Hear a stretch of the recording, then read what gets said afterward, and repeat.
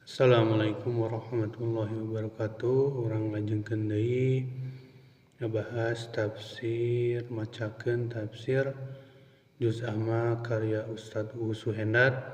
Ayeuna urang tos dugi ka surat Al-Insyiqaq. Insyaallah urang bacakeun dina ayeuna ti ayat 1 dugi ka ayat 5.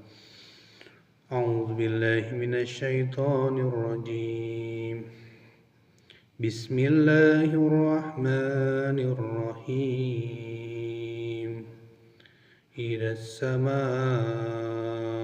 انشقت وأذنت لربها وحقت وإذا الأرض مدت وألقت ما فيها وتخلت وأذنت لربها وحقت.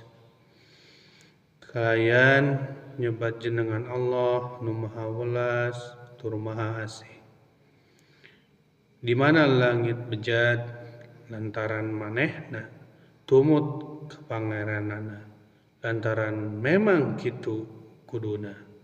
Jeung lamun bumi diratakeun sarta ngabudalkeun saniskara pangeusina nepi ka kosong lantaran manehna tumut ka pangeranana da memang kitu kuduna. Idza sama di mana langit anu asalna weweg jeung kuat insyaqqat jadi bejat jeung runtak.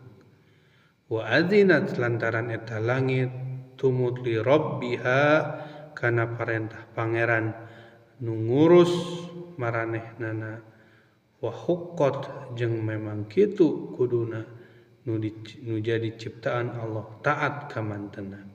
Wa idzal ardu jeung di mana nu jadi bumi tempat cicing sakumna makhluk Allah Subhanahu wa taala muddat diratakeun.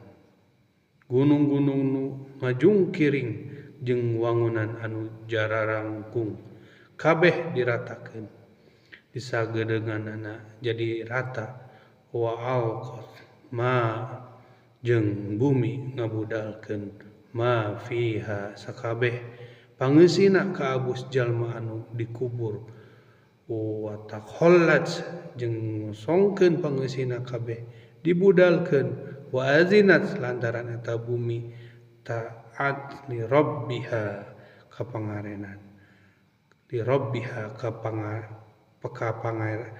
pangeranana wa huqqat jeung memang kitu kuduna nu jadi ciptaan Allah Subhanahu wa taala.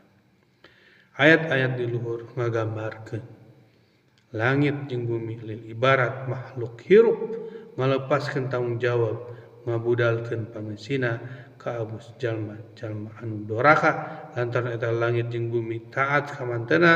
Maka dina ayat saterusna ngajendrekeun pembagian catatan amal kasokumna manusia nu kungsi hirup kum melendang di alam dunia.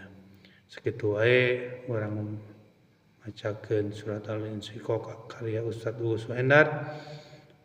Mugi-mugi aya manfaatna. Aqulu qouli hada wa astaghfirullaha li wa lakum. Assalamualaikum warahmatullahi wabarakatuh.